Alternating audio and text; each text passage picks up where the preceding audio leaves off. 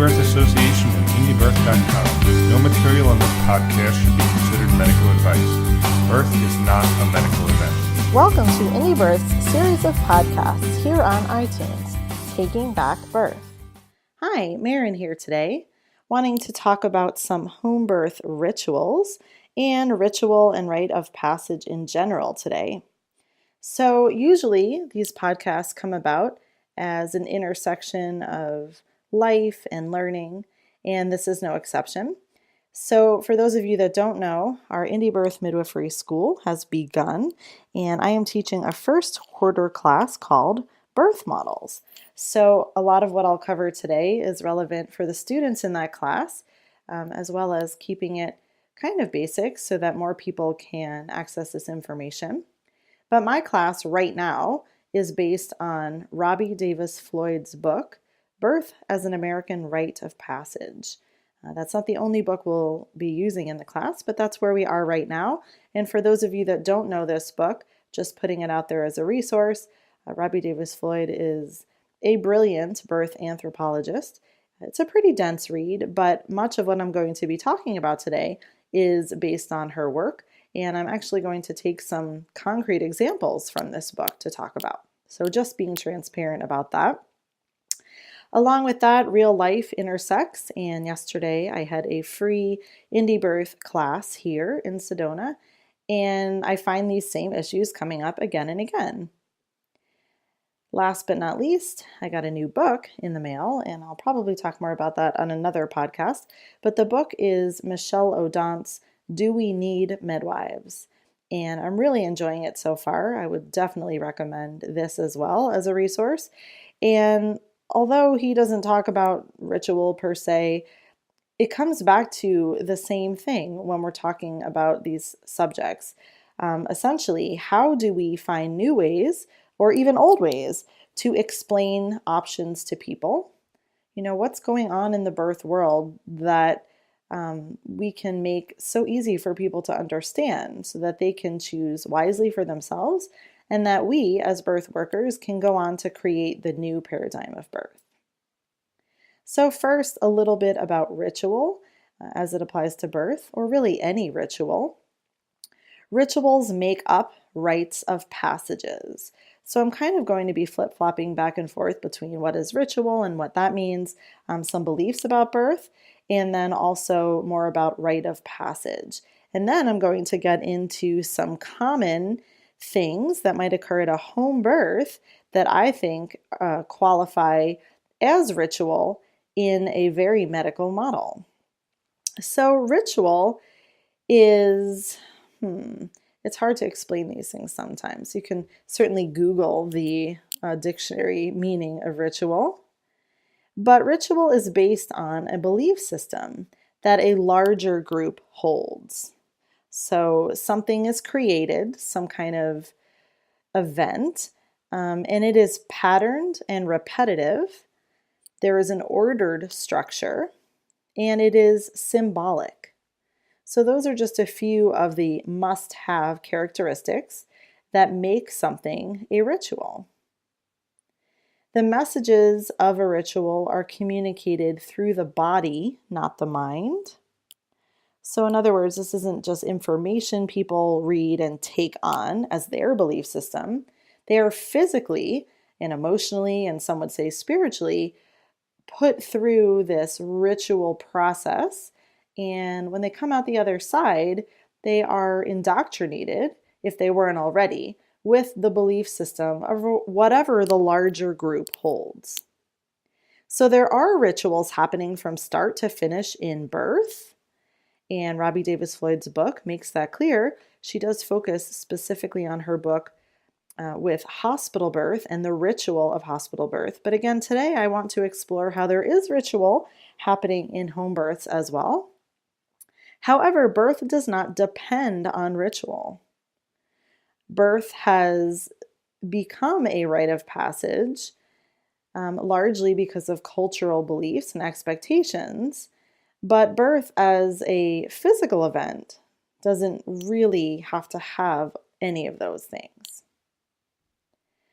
However, there are many beliefs about birth out there, and this is where a lot of this overlaps with what we're covering in our class and trying to be really clear that there are models that hold beliefs, and each belief system obviously represents something different.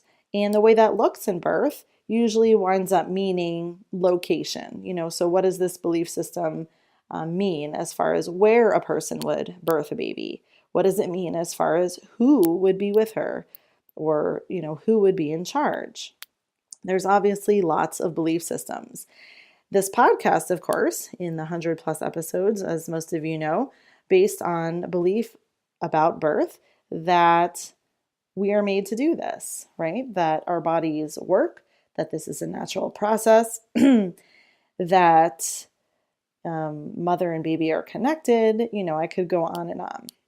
But if we focus on the belief system where a lot of these rituals that we're going to talk about today come from, the beliefs are definitely different.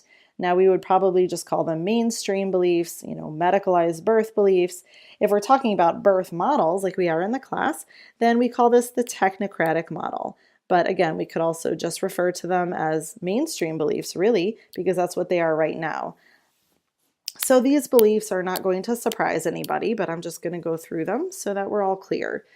These beliefs are untrusting of nature and the body, the weakness and inferiority of specifically the female body, the superiority of the patriarchy, the superiority of machines, science, and technology. And one of the key concepts that Robbie Davis Floyd essentially based this entire book on is that the body is a machine, the pregnant body is a machine, and the baby is the product. So those are the reigning beliefs about birth in our lives, in most of our cultures. Which brings me to the next point. Are these beliefs, do they actually come out of science?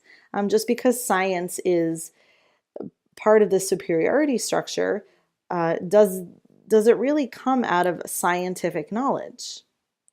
Now, I think at first, most people would say yes. Doctors go to medical school. They're trained in science, and that what they are practicing is based on hard, fast numbers. It's not, and another reason to investigate her book to get more information about that. But really, this technocratic model, these mainstream beliefs about birth that are out there, are based on culture. And once again, that's how ritual and rite of passage figures in, because those things are also heavily cultural. So this technocratic model isn't very scientific actually, but it's based on cultural beliefs. There is this core value system, which we've illuminated at least a bit, and it is based on technology, but not science. So I think there was a time when I kind of thought those two things were the same, right? Technology equals science, science equals technology, but they're not the same thing.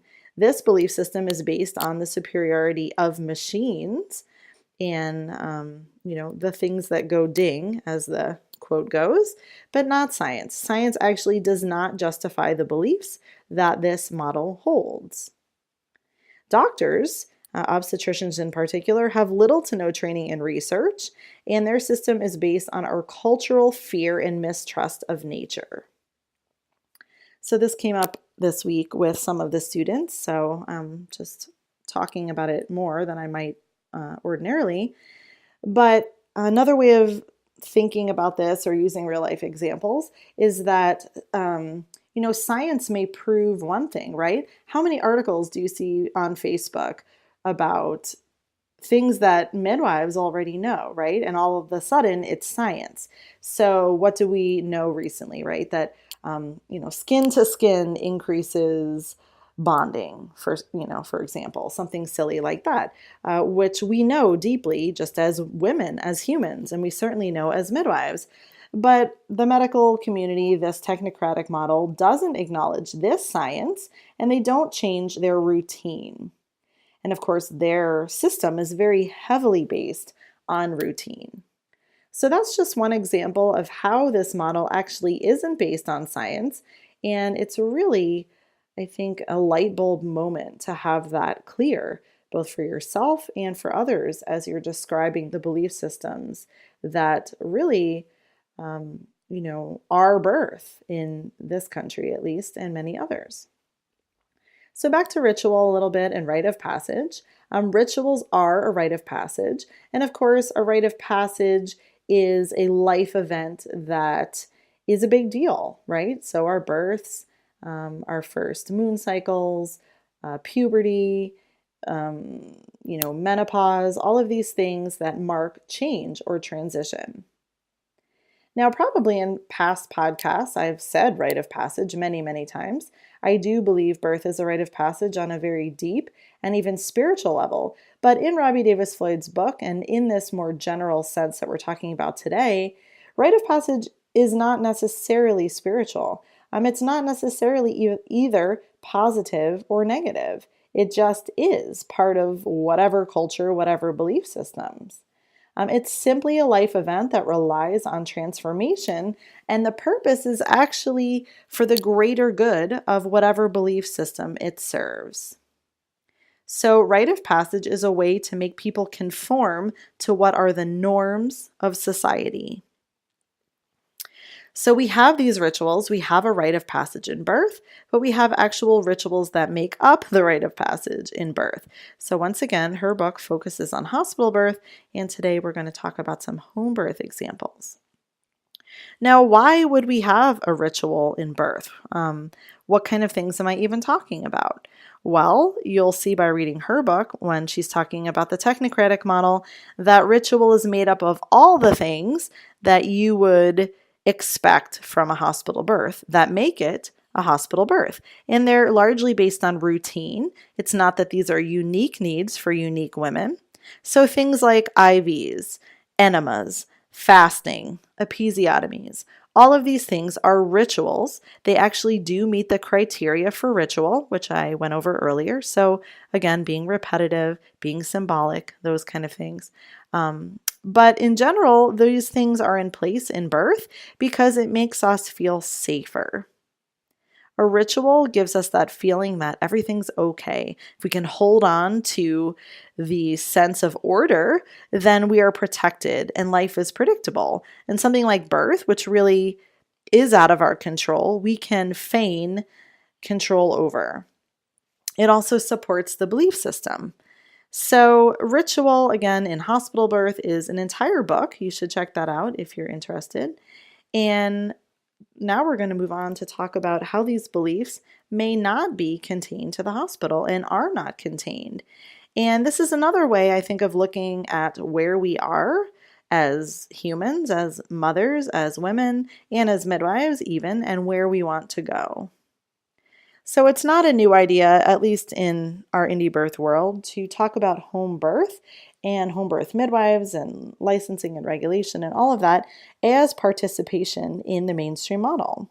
So home birth can actually be practiced in such a way that it meets the criteria for the technocratic model in a lot of ways. And some of these examples of rituals, I think, will drive that point home. Now, something I found interesting is that really, Robbie Davis Floyd doesn't talk about this, whether that's because this book was written a little while ago or because she's not a midwife. I don't really know. But she talks about, again, ritual and hospital birth in such a way that you read it and you think it's only contained to that setting. And of course, things like, IVs and I can't even say enemas, but IVs and pubic hair shaving. I mean, there's some stuff in there that definitely is just reserved for hospital births. But I wonder, and I guess I could ask her, she's really an easy person to reach. I could ask her how she views things like this happening at a hospital birth and what she thinks about midwives not all being holistic. So, I think most people think that home births, midwifery is in the holistic model. But as we get into some of this detail, I think you'll see how that really isn't the case anymore in a lot of places and with a lot of people. So this medical model, this technocratic model, has some things happening as rite of passage, as ritual, and none of these will surprise you probably. because you already know, most of you, how these things mess with the physiological, natural process of birth. So this is a similar perspective, but again, just taking the information from her book about how they fit the criteria for ritual. So as I was going through her book, I have read this book before, of course, but going through it again for this class, I felt like I hadn't read some of it before, or, my views have changed probably in the last couple of years. And I was kind of shocked by, again, the ritual that she goes through and how they do apply to home birth. And again, I would be really interested to hear what she has to say about that. Anyway, before we get into them, I think it's just another way of explaining things to people, especially if they're coming to you for information on their choices in your area, or maybe you're one of those people that's trying to figure out what the heck is going on with all these birth choices. If you don't agree with the belief system of the mainstream technocratic model, if you don't believe that you're a machine and your baby is a product, then you want to avoid those things at all costs. Definitely midwifery as the technocratic model is what I call a wolf in sheep's clothing. And I've said that before in other podcasts. But again, just a different way to look at it. So the first example, Robbie Davis Floyd talks about vaginal exams in labor in the hospital and how that is ritual. Well, it's happening at home too, right? It's routine for most midwives. And it is required by many licensed midwives in some places. And here in Arizona, that is exactly what I'm talking about.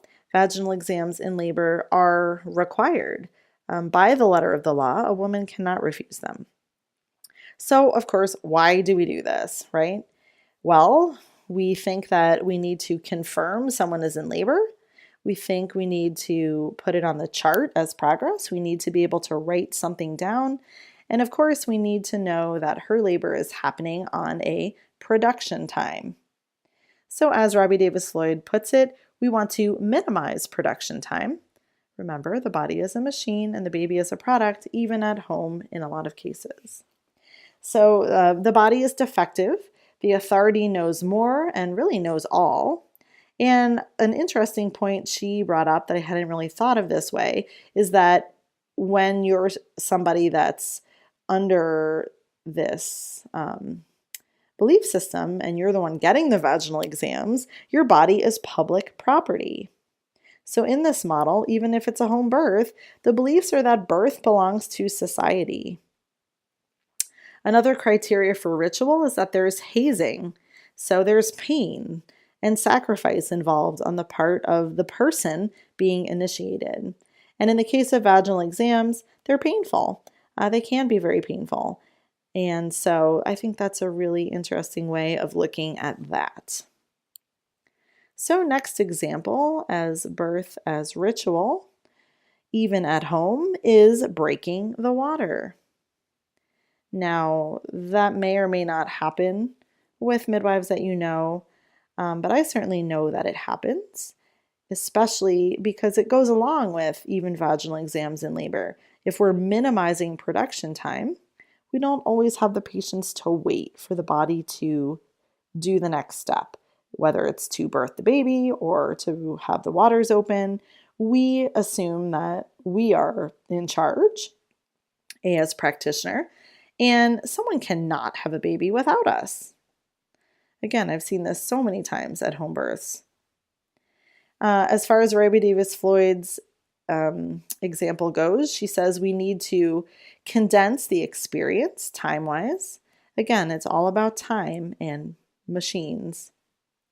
And culture, not nature, knows best.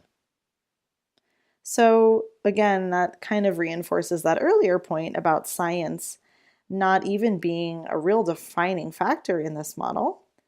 I don't know that it's ever been proven that breaking the water improves outcomes. It may shorten the time of labor. I don't really know if that's a study, to be honest with you. But culture, not nature, knows best. Another example is pushing at 10 centimeters and not before or after, really, right? So How many home birth midwives do you know, or maybe you've experienced it, that must do vaginal exams as someone progresses in labor, both for the reasons we've already stated and for the secondary reason of needing to know when somebody is this mythical 10 centimeters? It happens all the time. I saw it all the time when I was apprenticing and attending births with other midwives. And it also comes back to, rules and regulations, because there's this time limit. We need to know what's going on, and we need to force it when it's not happening fast enough. So pushing a 10 centimeters and not before or after is, even midwives at home, they must check a woman's cervix before she is allowed to push.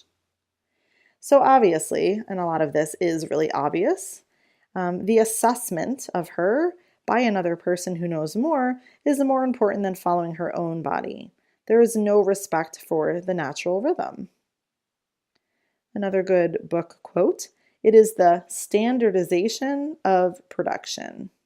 So it's a one size fits all, right? We all need to open to this mythical 10 centimeters. And then whether or not we're ready, there's a baby that needs to come out. And again, I find these concepts fascinating just because it really explains the way things are the way they are. So if the machine or the body is ready, and of course, we know that there's a lot of levels to readiness to birth a baby, but physically open, then the product must come out, right? It's like any machine in any factory. You would get rid of a malfunctioning machine that wasn't producing the product properly, or you might try and fix it or do something to make it move faster. But our bodies are seen in the same way. And the fact that they are seen this way by home birth midwives, whether it's conscious or unconscious, I certainly don't know that these are conscious thoughts running through many midwives' heads. But as we are looking to train midwives, we want these things to be thought about. And everybody should really be thinking about them, because this should not be standard for women that want to own their birth experiences. This should not be standard for midwives that are claiming to be holistic or claiming to be anything other than this medical model. If they are breaking waters, if they are enforcing pushing at 10 centimeters or anything else we're going to talk about, then they are not practicing in a way that is woman-centered. Let's see, I just have a couple more examples. Going to keep this kind of short, for me at least. One example is the breathing techniques that have come through time as time-honored traditions in labor. And this I found so fascinating because I really hadn't thought of it in these terms. Specifically, Lamaze breathing is where this kind of came from.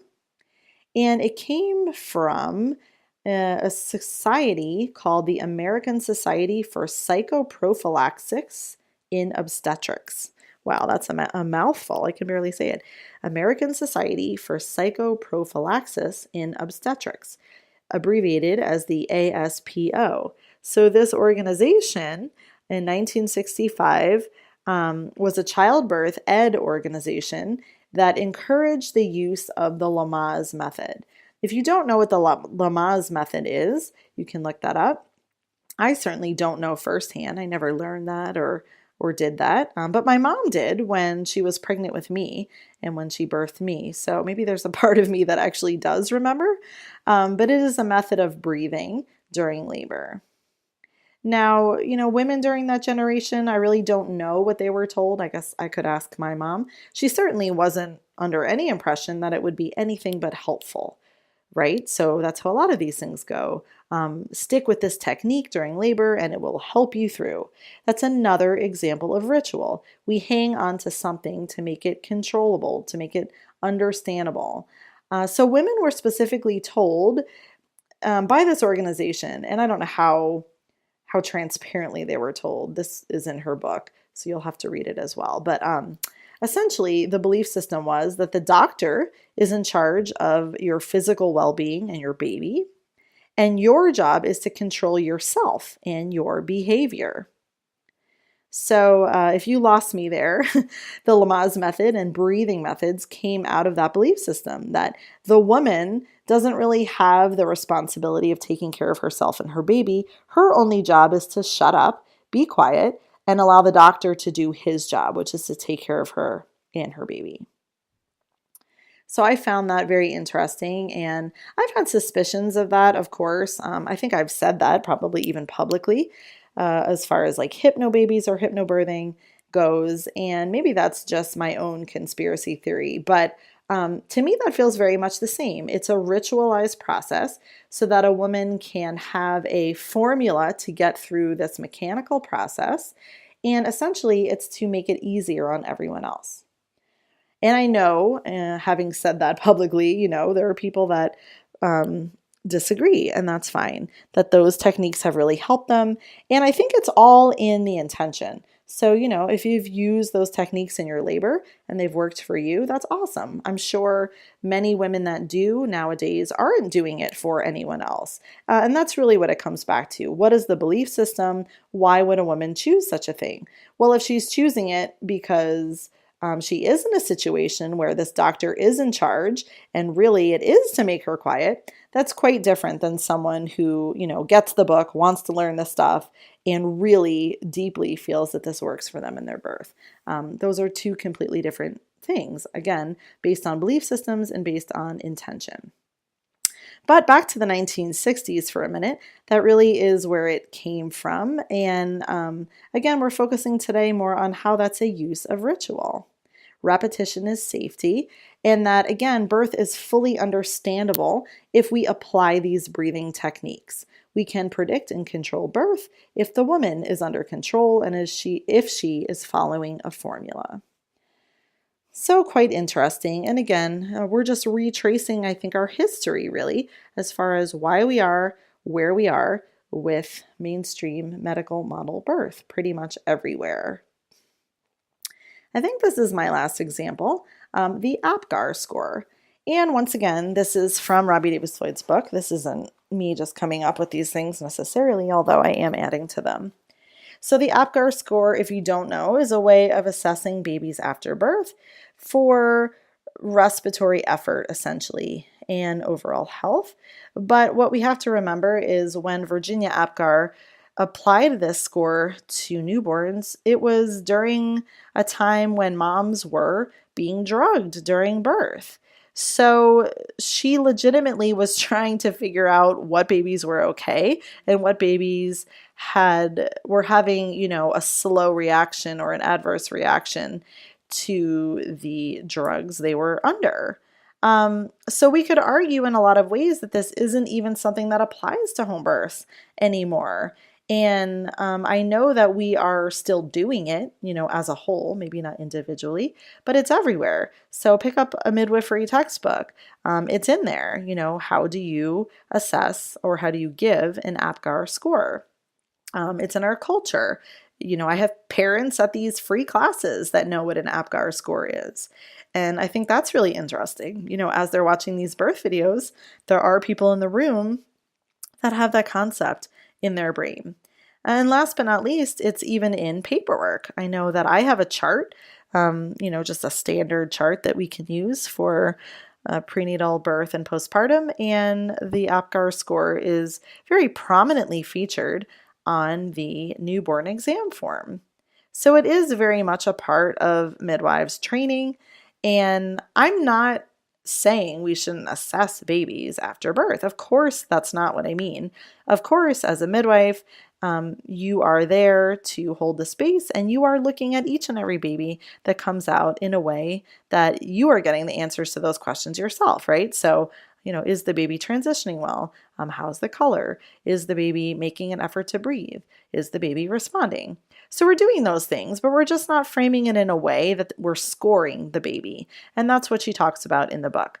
So I like how she says in quotes that it's like a USDA approved meat, right? You go to the grocery store and there's that sticker on meat, or maybe even in the produce, right? It's wildcrafted or it's organic. It has this label that tells us that it has been inspected and rated and it's okay, And that's essentially what the APGAR score is to a baby. So the baby is getting inspected and rated. If the rating is high, the institution gets credit. And that probably is definitely more applicable to hospital birth, right? It's like, good job, hospital. Not good job, mom, good job, baby. Like the hospital is proud of itself. And then if the APGAR score were to be low, it reinforces the belief that birth is dangerous and that the machine malfunctioned. So she goes on to talk about how the APGAR score is a first in a long line of scores that a baby or person will receive its whole life. And I think this is the most important as a mother. It sets up the mother to rely on outside assessment of her baby and child. So those are just some examples that I took to heart that are rituals and that are happening very much so in home birth, so that those who are in those scenarios can be clear about what they're getting or not getting, and they can really, really dig a little bit deeper with the belief systems of the person they've chosen or the place they've chosen, because things are not always what they seem on the outside. And when you have rituals like these, happening at home birth, I think you really have to look again at what you think the belief systems are that are being represented. So she does have a couple other examples in the book, which you can read about, that I think are pretty awesome, like vitamin K and the eye ointment, which I know here in Arizona are required for licensed midwives to administer at home. So I hope you enjoyed those couple of examples. I think they're really interesting and kind of illuminates why this technocratic model is not working, even at home. We're not providing optimal care for mothers and babies, which would be a requirement for a model working. A lot of these things, maybe not vitamin K, for example, but something like vaginal exams or breaking the water do make birth more difficult. And that also is a criteria for a model that does not work. Why on earth would we be trying to make birth more difficult? And we are creating problems with technology that then have to be fixed by technology. And that's a direct quote from her book. And I very, very much agree with that. So, if we consider vaginal exams, for example, to even be technology, which you could definitely argue they are because they're outside of the mother, then we often think we need to get involved in other ways, breaking the waters or making the labor move faster or whatever it is. So those are some reasons why I think these rituals and this model are not working even at home. They are not improving outcomes for moms and babies. They are not women-centered, and they may cause unnecessary harm to mothers and babies. So to end this podcast, something that Robbie Davis Floyd does say in her book that I really like and want to think more about myself is that obviously we are not machines. So that is the belief system, and some women will perhaps identify with that. Although when it's put that way, I can't imagine that people do, but they might.